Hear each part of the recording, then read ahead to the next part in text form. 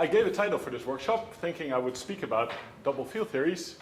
And then time came around to actually prepare my talk, and I realized that most of what I was going to say about double field theories is all pretty negative. There are some results, but none of them make a very compelling picture. So I would present you many, many things you can do with double field theories, but none of it is something you would actually want to use in your everyday research. So I chickened out. Sorry about this.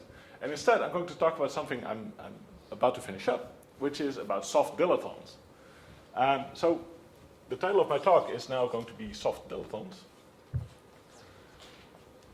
And as you'll see, that instead of having to present you many, many negative results, I'm going to present you many, many positive results, things you can do with these things. Right, so this is work in progress with a master student, Boels. If you still have a position for a good PhD student, you're very, very welcome to hire him because I don't have any money, unfortunately. Right, so a general reference, I'll try to give some during the talk. There's many things in the literature which this connects to. You should take a look at Coleman's lecture notes, chapter 3.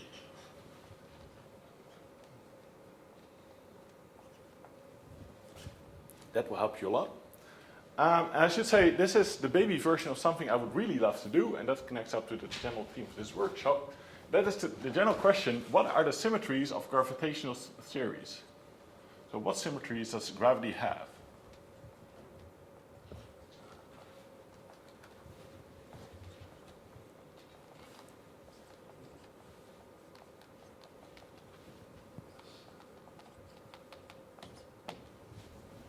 Right? This sounds like a very simple thing to ask, but I want to point out that symmetries can come in two varieties. They're either manifest or they're spontaneously broken. So the manifest symmetry of gravity is something... Darker pen. Sorry? Could you use a darker pen? Darker pen, yes. No, thank you. So symmetry can be manifest, is it better? Yeah, that's great. Or spontaneously broken. Of course, there's a secret third option where symmetries are anomalous. I might only get back to this at the end of the talk. Right, so gravity has the Gates theory of local Lorentz transformations, as everybody knows, but gravity actually has a hidden spontaneously broken symmetry, namely the symmetry of diffeomorphisms, right? Because in every gravity theory, you start off having a metric, and the first thing you do if you compute graviton scattering amplitudes is to give it a background value. Right? This breaks diffeomorphisms down to the local Lorentz subgroup. So in gravity, actually in gravitational theories, in any background, you break diffeomorphism symmetry.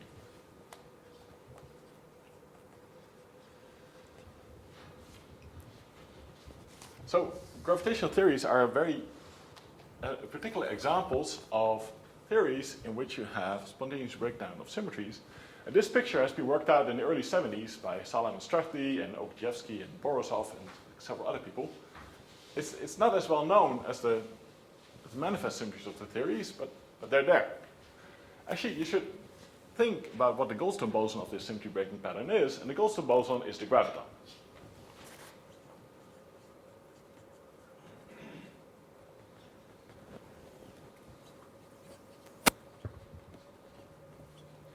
There's work in the literature where people take this picture and really construct low energy effective action of this symmetry breaking pattern, and out comes Einstein-Hilbert. That shouldn't really surprise you, because that's basically the only thing it could be. Right, now whenever you have a spontaneously broken symmetry, there's a couple of consequences you can derive just from that symmetry breaking. I ask a question that is usually a Goldstone boson.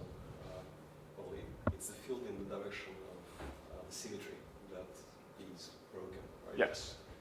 Here, if you say diffeomorphism is broken, you think that graviton, well, it's a field in the direction of diffeomorphisms, but we know that graviton is part of H mean, which is not diffeomorphism. So how can it be? So the problem with gravitons is that it's two things. So it's a Goldstone boson, but it's also the gauge particle of local Lorentz transformations. So these two roles, they get interchanged. I mean, I can give you the reference. The construction itself is kind of obvious, but nobody seems to have found any use for it. That's basically the reason why it's so unknown. Right. So whenever you have a spontaneously broken theory, you want to know what the consequences of this are. And there's typically, these fall into a few things. So you can say things about the spectrum, the particles which appear. You can say stuff about the low energy effective action. Typically, you can construct a low energy effective action using something known as the Coset construction. This is an engine which constructs for you an action, order by order, in principle. And the thing I want to talk about today is not is that thing, but also the fact that you get soft theorems. You get things associated to the word identity of the broken symmetries.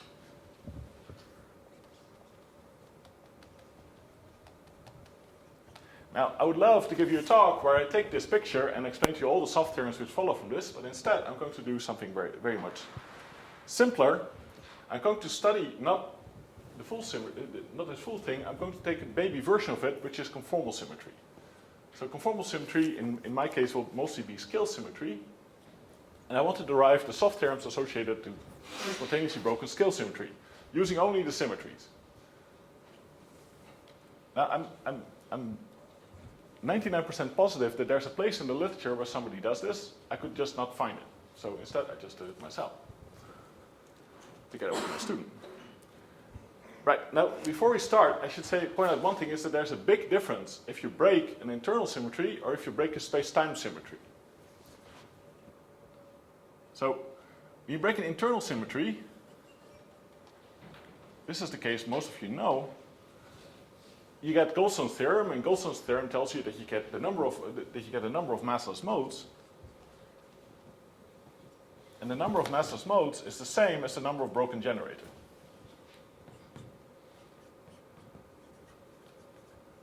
So you look at your symmetry breaking pattern, you count the number of broken generators, and you get a number of Goldstone bosons. If you have a space-time symmetry, something which has non-trivial commutation relations between the generators and x, something basically which acts on the space-time coordinates, this is no longer true. So the number of massless modes can be much, much less than the number of broken generators. And this is a good thing, because if the graviton is a Goldstone boson, the number of broken generators in that symmetry breaking pattern is infinitely large.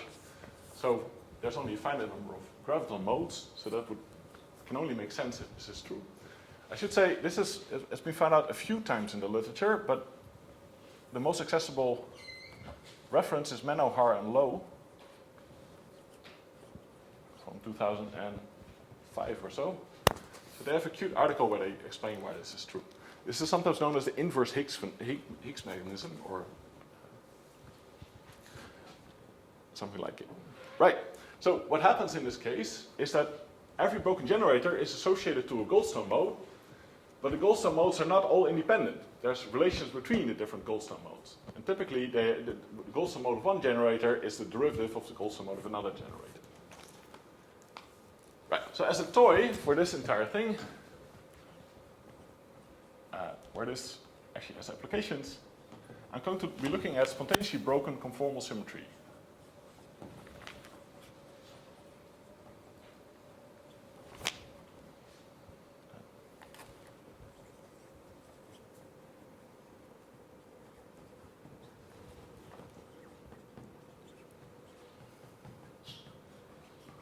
This is different from gravity in one important respect. This is a global symmetry, where breaking diffeomorphisms involves a local symmetry. Now, you know from internal symmetries that there's a big difference between breaking an internal global symmetry and an internal local symmetry. So there might be things which are different, there might be things which are the same. That I don't know yet. I'm just going to study this thing. I should say there's one other toy example you could have thought of of breaking a space-time global symmetry, that's breaking Poincare symmetry. If you introduce a membrane, in string theory, you break, I mean, this is the typical story, you break translation invariance, but actually you also break rotational invariance. You break a lot more generators than just these. And you can try to see what these generators do, and if you really push this through hard, you find the Dirac point-infeld action or things like it as the effective action of embedding an object like this into space-time. If you take the picture of a mesons as being bound by a string, you can try to study the theory of long strings, basically looking at this as an effective theory. This is what people have done, and they push it through high orders. So instead, I'm going to be talking about conformal symmetry. And conformal symmetry, as you all know, is the symmetry of symmetries which leave angles invariant. Right. Now, in general, I will have some operators which have a scaling dimension under conformal symmetry. So I send x to e to the power lambda x, and my operators will scale with a certain number called the scaling dimension. You can show quite generically that in theories with scale symmetry, you also have conformal symmetry. There's a slight difference between theories with scale symmetry and theories with conformal symmetry. If theories are unitary, Lorentz invariant, and basically are nice enough, you will always have conformal symmetry. And the conformal symmetry acts like something simple. So if you send x mu to x mu plus 2 p mu, have to b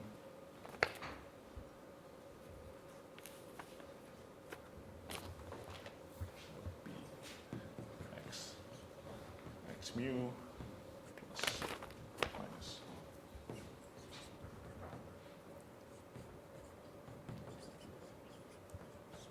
So if you take a conformal transformation, if you're given a field with a certain scaling dimension, this actually fixes the way it transforms under special conformal transformations. So this is the dilatation, this is special conformal transformations.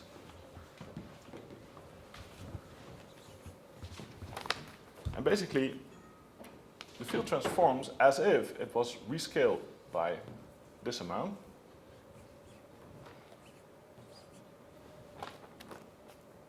And then there's a bit which depends on the way it transforms under spin.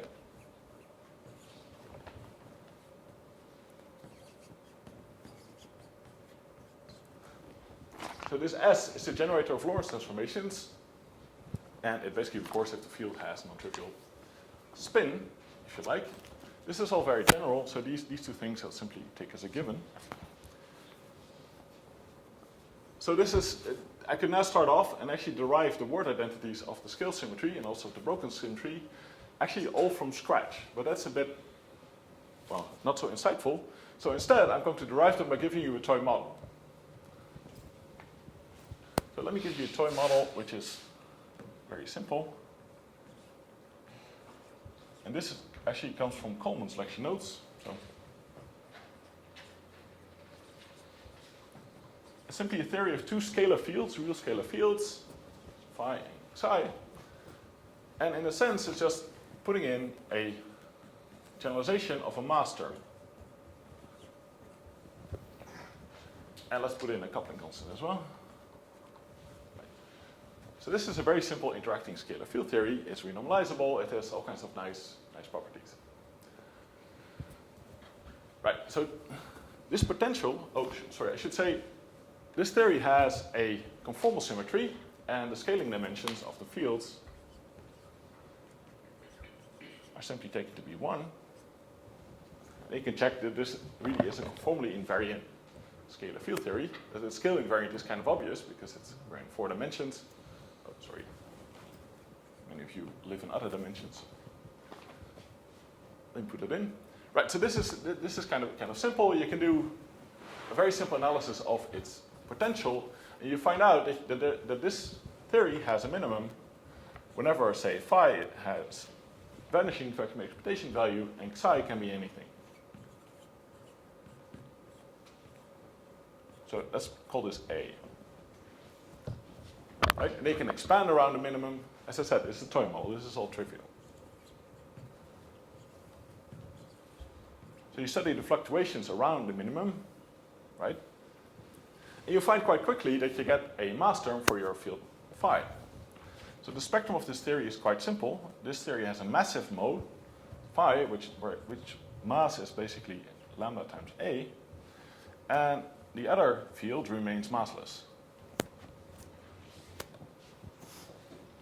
As I said, quite generically, you can show if you break scale symmetry, like you do here, you get a Goldstone mode. The Goldstone mode is easily identifiable.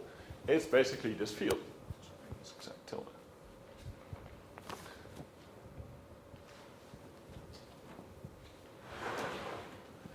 Right. Now, if you want to derive the word identity of the spontaneously broken theory, it's actually nicer to first derive the word identity of the broken symmetry. What do I mean by that? Is you take this field psi tilde and you treat it as a field which simply transforms with with dimension 1. So instead of taking into account that there's a symmetry where I also shift the field psi tilde, you can study simply the symmetry transformation of this theory without that shift. And the reason you want to do that is because that's the way you derive the Kalan-Zemansky equation. That's the way Kalan derived the Kalan-Zemansky equation. So there's a... If you take Kalan's paper, the one which got him the Nobel Prize basically, you look at this, and you see that he basically studies broken scale invariance. He's not concerned with renormalization directly. He wants to know what broken scale invariance does. And if you transform psi tilde and phi in the way I said it, what you get is basically the action of the dilatation operator acting on some Green's function, which depends on some number of fields which have a fixed finite scaling dimension. They can be operators, they can be fields, they can be not on-shell states at the moment. This is a Green function of operators. And on the right-hand side, you get basically a quantity he calls f. And what f is basically the same correlator as the one you use to compute g, but you insert the variation of the action. Right? So you just take your path integral, you vary the whole thing, you get a number of variations of all the operators in the correlator. That's the left-hand side. And on the right-hand side, you get what you bring down from varying the action.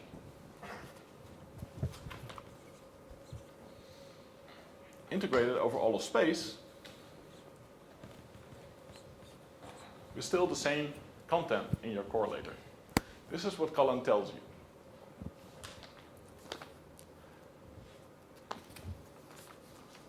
Right. Now this quantity is kind of interesting because you can write it in various different ways. And although I want to avoid it, this thing you can write as a trace of a suitably defined stress tensor, if you want. You can also see it as the conservation equation of the dilatation current, or the non-conservation equation of the dilatation current, if you like.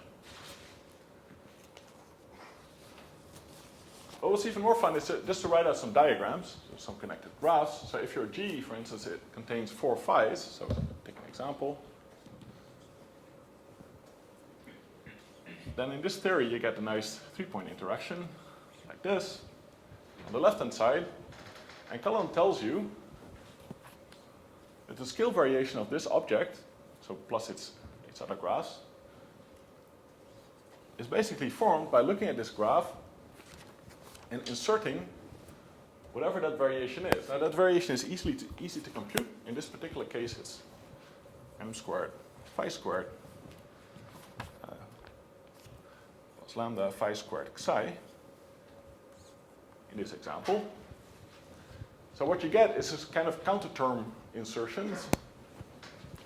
And you get graphs where you get an insertion on, say, an external leg, or you get, say, an insertion on a vertex. Right. Now these graphs are kind of nice because they already tell you what the story is going to be.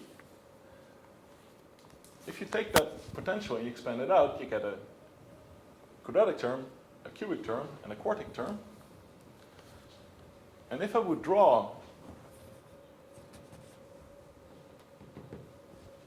some dots on there, you would already see that the right-hand side, what it's going to be, is the insertion of a soft dilaton in this theory. In general, in Cullen's story, he just looks at broken scale invariance. That term doesn't have any specific interpretation, but just based on the graphs, you can already see that the soft theorem is going to be, if I insert a dilaton in a correlation function and I take its momentum to be 0, you're going to get the dilatation operator acting on the Green's function. The way to see it in this model is that this is the right-hand side of the equation of motion of psi. This is box psi tilde. Right, now I told you you get this from studying the variation of the field psi tilde without taking into account the fact that you can shift it. If you can take into account the fact that you can also shift it, then you have a true symmetry of the theory, and you would think that the right-hand side completely disappears, because now you have a conserved dilatation current, and everything seems to be fine. And this puzzled me for a long time, but that's actually not quite true. So if you now consider that you can take psi tilde, and you can transform it to psi tilde, plus its scaling,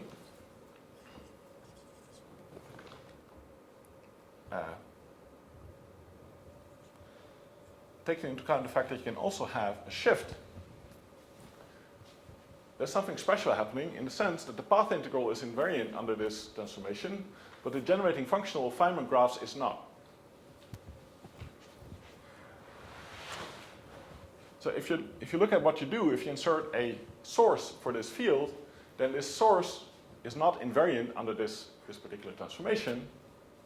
Right? So you introduce a source not for psi, but for psi tilde, because this is the field which is the quantum fluctuation.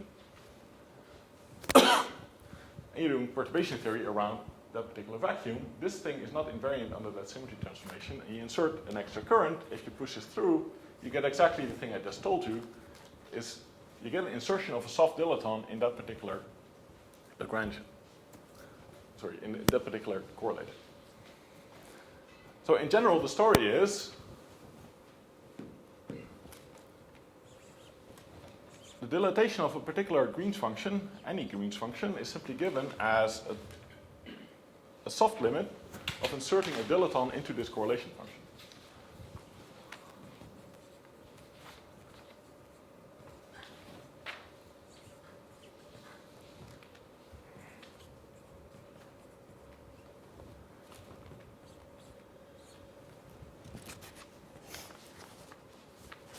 If you take the symmetry derivation, it's actually extraordinarily simple to just do the same thing for special conformal transformations. It's basically the derivation is exactly the same. The only thing which could be different is that in the variation of your fields, you get now a term which depends on spin. In this model, we only have scalars, so you don't have to worry about it. In general, you can worry about it, but it doesn't matter what happens with the dilaton, because the dilaton remains a scalar field. So in quite a lot of generality, you can prove that the action of a special conformal generator on a Green's function is given as the limit of momentum goes to 0 of the derivative with respect to the soft momentum of that correlation function.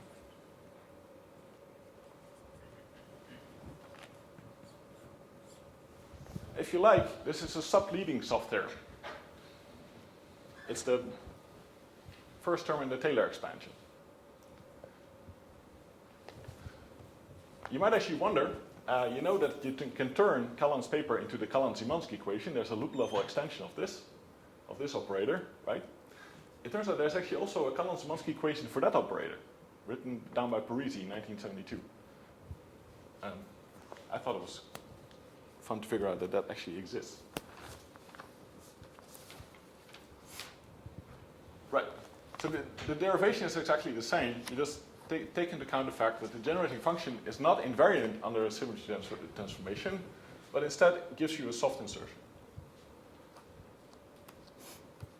Right. Now this is all very nice, but as many of you know, I spent most of my working career studying scattering amplitudes. This does not quite work for scattering amplitudes. And the reason is actually already in the board. If I take a scattering amplitude with on-shell massive states, and I take an insertion of a soft dilaton on an external leg, that limit will be divergent. Very divergent even. Right. So this works in general for correlation functions, but for scattering amplitudes you have to be a bit more careful. So what about amplitudes?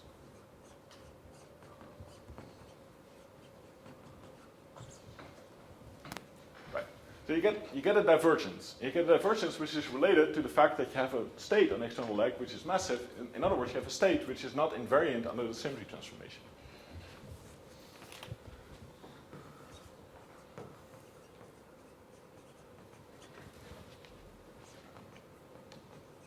So you get singular terms from massive legs.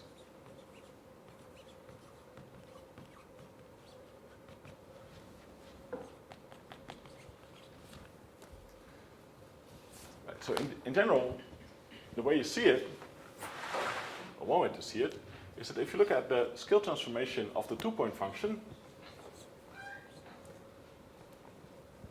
say the amputated two-point function, then this itself is related to a soft insertion.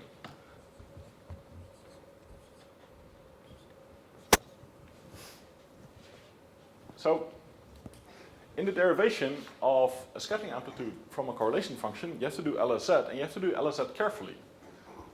So LSZ tells you that you have to start off with the Green's function, you have to multiply by inverse propagators to get rid of all the external the external propagators. And then, after that, you can take stuff on shell. This tells you that lobbing of the external propagators is not something which is scale invariant. So, if you push through this derivation of this, the way you arrived at this equation carefully, you'll find that both the right and the right-hand side and the left-hand side contain a divergence.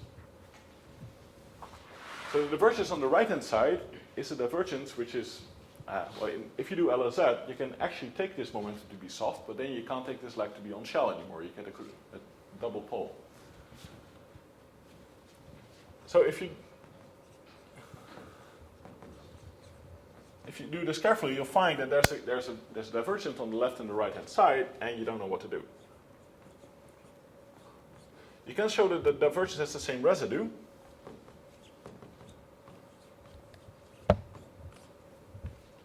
But you have to be more careful about the subleading terms. And this is where you have to do quite a lot more analysis than you might think. So the end of the story is going to be very simple. So let me write down the end of the story.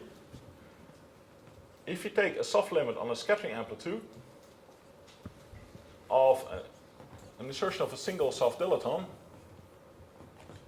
with any type of legs, and this is a result at tree level, I should say. The result is going to be that you get a divergence, whose form all of you, well, some of you will know very, very well. So if the sum over all the massive legs, and then there's going to be a subleading term. And the subleading term is basically the mass variation.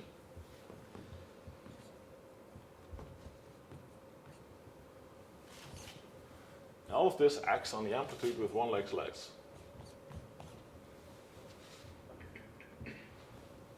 This is going to be the result.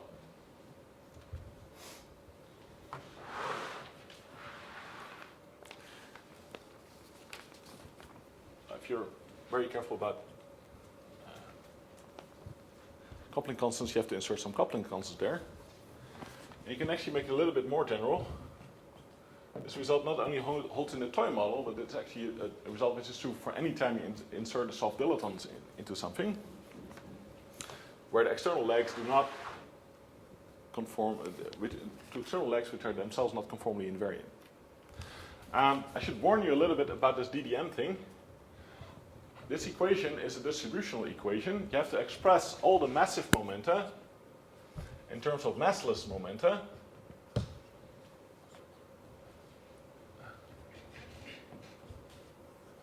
Using the soft momentum. So this you have to do for every external massive leg. And this also shows you that this derivation will actually act on a momentum conserving delta function inside of there. That's a bit nasty. So if you really want to do this, you trace it through the Feynman graphs, and you can show that every term which is not conforms to this pattern is actually zero in a distributional sense. So this is not something which you can just stick into a distributional. So this thing has a derivative of delta function support. That's always nasty, and it cannot be avoided in this case. Now you can try to do the same for the special conformal transformation, and we think we know what the answer is. And you get it as a subleading soft theorem in this expansion. But we don't know that for sure. We have some issues with tracing through all these distributional things.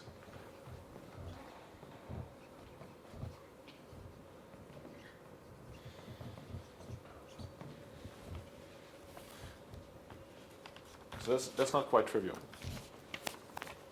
Right, now if you want to prove this, you just, as I said, you trace it through the Feynman graphs. You trace through all the nastiness where the external momenta appear.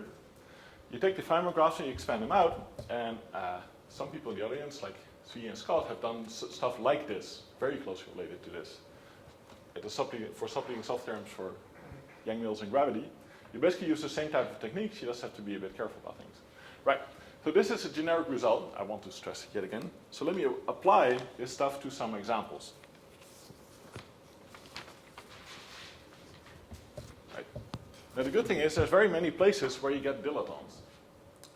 Dilatons appear all over the place. And there's one case where I actually know that people derive the soft theorem for dilatons, and that is string theory.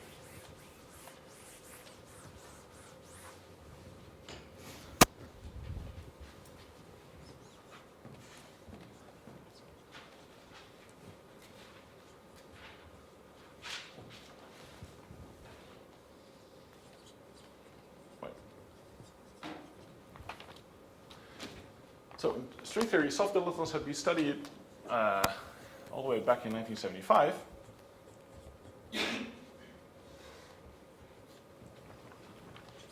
By Di Vecchia and company.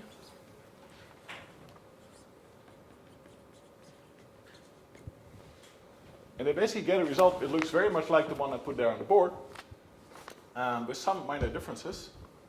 Because if you really look very closely at the result they get, you'll figure out a very, very astonishing fact, at least I thought it was astonishing. They get an equation which you can reproduce using these techniques, but you have to pick a very particular value for the scaling dimensions of the massless states in string theory. So one thing I didn't know is that the scaling dimensions of the massless states in the closed string is 0.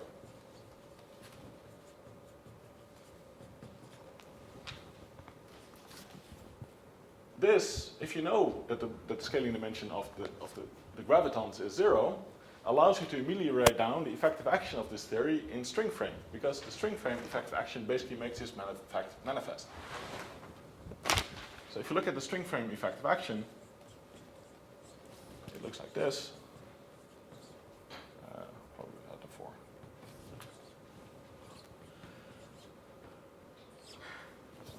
Let's keep the same notation. So in the low energy limit, the most natural action for the few string theory amplitudes is this one. Now you can write an action in different frames, you can write it in an Einstein frame in all kinds of different ways. But this action is telling you that string theory prefers to have fields with 0 scaling dimension. Actually the same is true if you look at open strings in the U1 sector. As soon as you have a stack of d-branes, you have a problem because there's no gauge invariant derivative expansion, and this breaks down. So if you take a soft dilaton limit with an insertion with gluons, you'll get a result which doesn't conform to the Ward identity. You have to be more clever. Right. So this is. Well, I thought it was kind of cool to understand it from this point of view. You can actually do much nicer things. You can go to the Coulomb branch of n equals 4.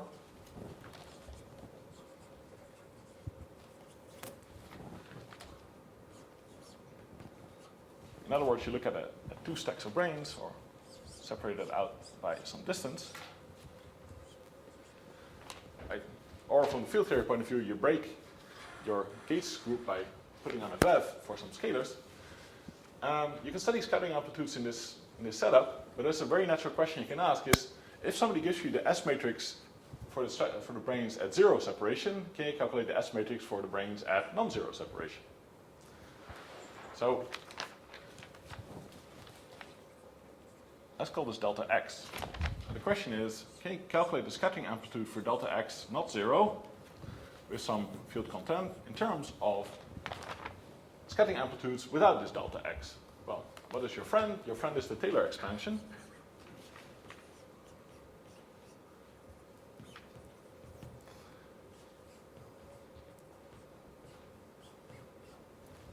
Right? Taylor expansion is kind of trivial. You now need to find a way to compute the nth derivative of some amplitude with respect to this delta x. And delta x is basically the mass. So these are mass derivatives. Right.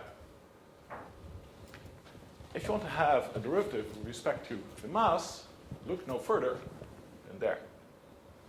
In other words, you can express any point on the Coulomb branch where you separate out 2 stacks of branes and not more than 2. By using the soft limit to relate this thing to insertions of soft dilatons. So you have to write this thing as a limit where you take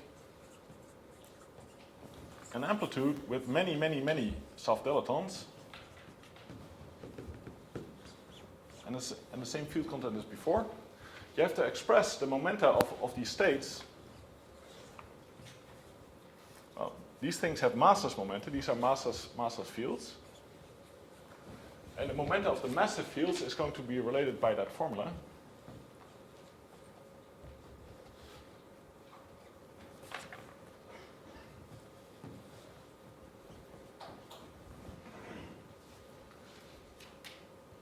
So you need n insertions of these things. Now all of this looks very nice, and it turns out this formula has been found before and checked that it's actually correct by Kiermaier.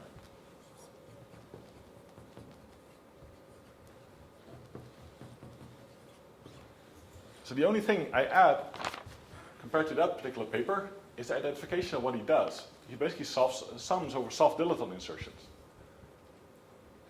He does everything correct except identify what the particle is. It's actually a little bit of work to identify what the dilaton is in this setup. So one way to do it is by going to higher dimensions and then use the soft theorems in higher dimensions for Yang-Mills theory. So you can get the same result from higher dimensional soft theorems, but you have to work a bit harder.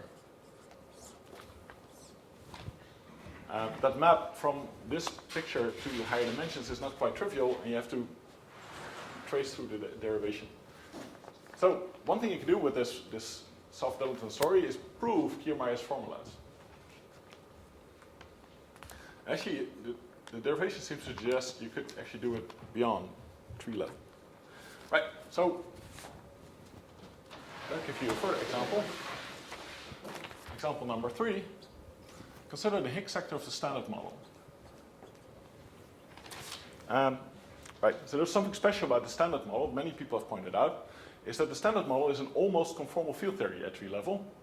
There's only one place where there's a dimension-full coupling constant, and that is the mass of the Higgs squared. The rest is all just plain vanilla. Right, so the naughty term, let's call it Higgs squared, is that thing. Now you can try to cook up a model, and there are toy models, where you get this term from some other type of dynamics. In general, you get then to a class of theories called Higgs portals. I want to study a very particular version of a Higgs portal. So let's consider a symmetry breaking scenario where you have a big scale and you have the electroweak scale. The big scale, I want to break conformal symmetry, and the electroweak scale has to come out of my theory. So I have to get something which has the right order of magnitude. If this is a symmetry breaking pattern, then there is a dilaton in the game. And the dilaton has couplings. It will have couplings to all the stuff in the theory which has a mass. And it has to have a coupling like that because of the soft theorem. So it has to couple necessarily to fermions. But the coupling constant is going to be the ratio of these two scales, let's call that B, times the Yukawa.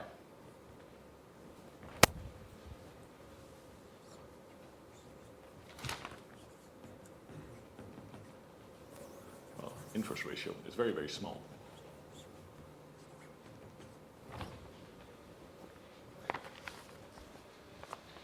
So as long as you keep this constant small enough, you can actually evade all the no-go theorems in the world. And you can even write down a toy model which does exactly this. So the toy model to look at is this one.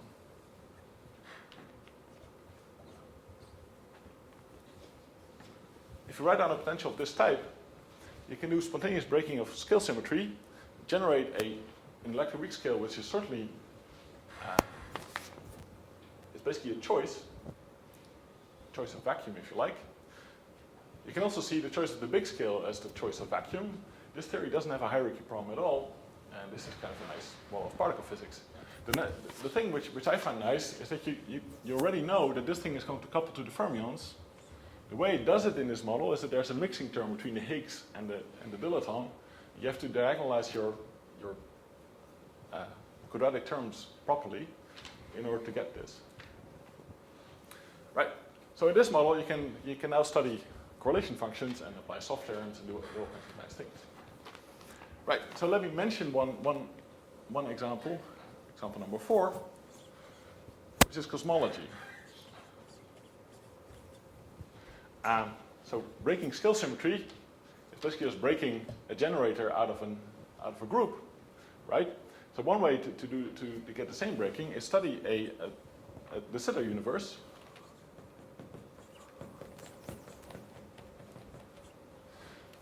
Broken down to a slow roll model by turning on a VEV for a scalar field. That VEV is basically the slow roll parameter. And you can study correlation function in cosmology and look at soft theorems for that. Now I should say, this is not my invention, unfortunately. These soft theorems are known, and they're known as inflation consistency conditions.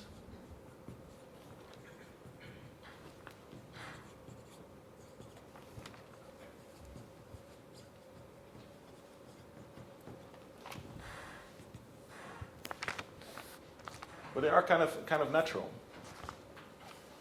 One thing I didn't try is try to apply similar types of things in ADS. You should be able to.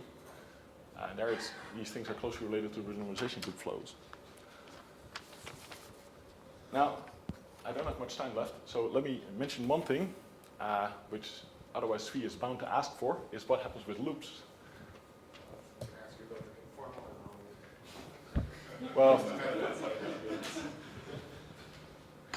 yeah. Right, so there's a couple of issues. So first thing is, it's very easy to guess what the correct extension of all of this is to loops.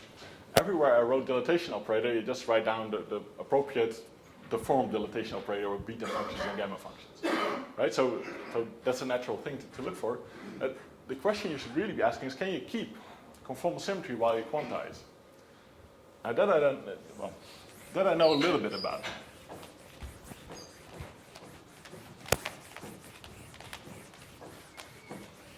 So the usual story is, you cannot quantize keeping scale symmetry. Right? That's something people repeat to each other.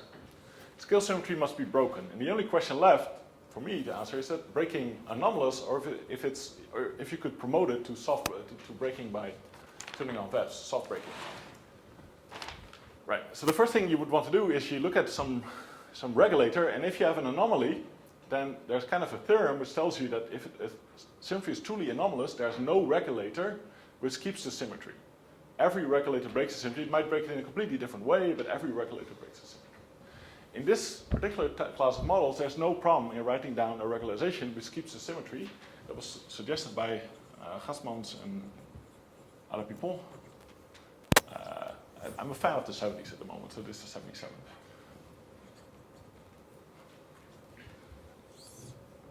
So what you do, if you have spontaneous breaking of symmetry, you can write down much more funky terms than just polynomial terms. For instance, for that particular model, you can write down a term which is conformal invariant in d dimensions.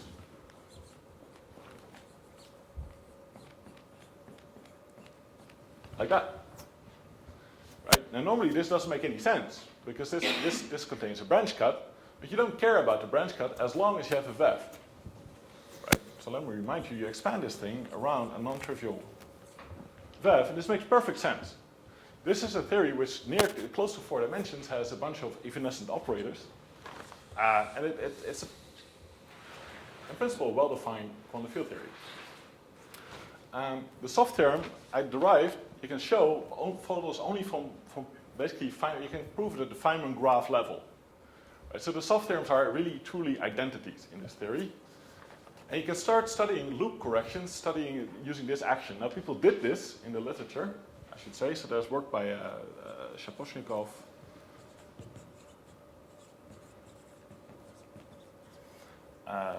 Monin, and some other people, quite recently, where they study Dismal and related things, and they show that at some point you get non-renormalizable divergences. You don't get them at one loop, because all the non-renormalizable interactions contained in this action by expanding out are all suppressed by a power of epsilon. Right? So you don't really care about that. Now, these people, they missed something, and the thing they missed is that the word identity you have is truly an identity of the theory.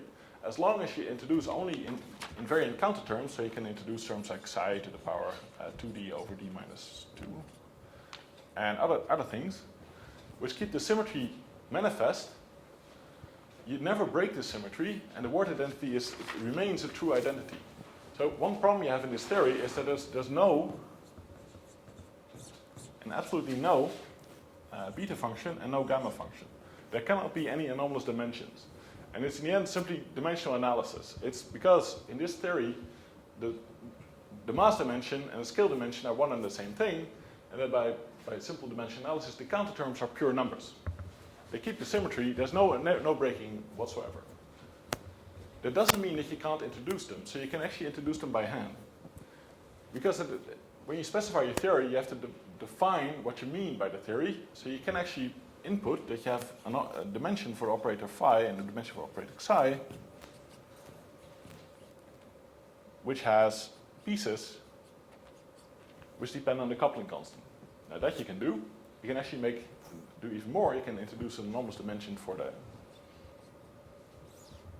coupling constant itself, if you like.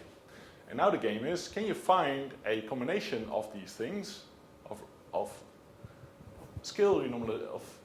introducing anomalous dimensions and introducing counter terms, such that the theory makes perfect sense?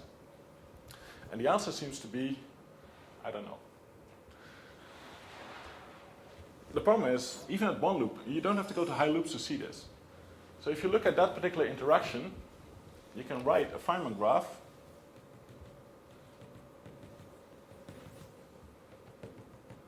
like this. So there's an epsilon in here, which suppresses the 1 over epsilon coming from the bubble integration around 4 dimensions. There is a counter term which contains only psi's, which is there basically to cancel off the tadpole. And you can prove quite generically that this thing will never cancel the divergence coming from that integration. Now there's a bit of a problem here, because this is not really the divergent graph. This is a finite term. There's an infinite series of finite terms. You would like to get rid of them, because these graphs are the problem at higher loop orders. If you put these into a 2-loop or a 3-loop computation, they'll generate truly divergent graphs. So even though the leading divergence will always be the same as the original theory, you get subleading things which are definitely not the same. So this is where I am at the moment. It seems that this theory might have a quantization. It certainly has a quantization. Sorry, I should stress one thing. It certainly has a quantization for which the theory is completely, utterly scale invariant, in the sense it has spontaneously broken scale symmetry. The question is it also renormalizable?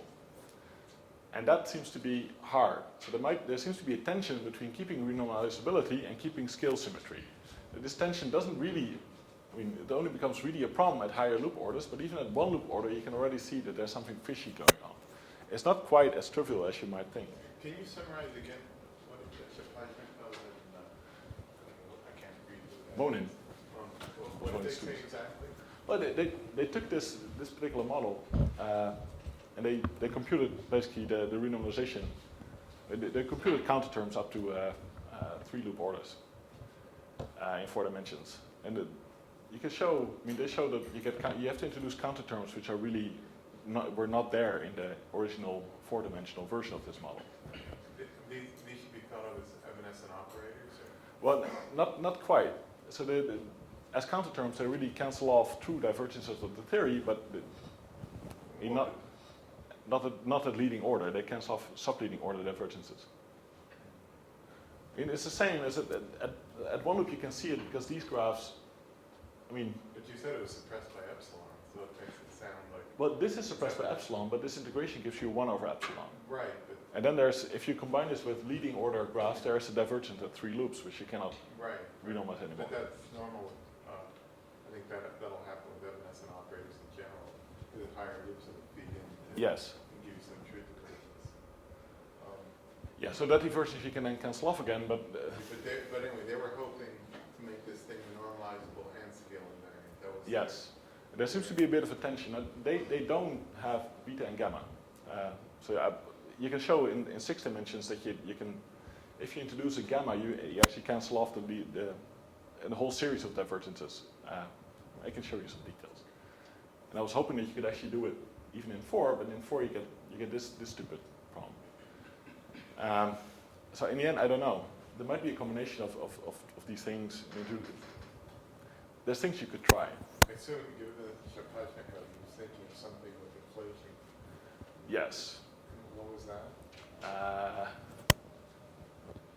I don't quite remember. He was definitely thinking of the Higgs, most definitely. It must have something to do with inflation. Actually, one more question. So the conformal anomaly, so you're talking about conformal symmetry. What role does it play in the story? None at the moment because I haven't coupled it to gravity.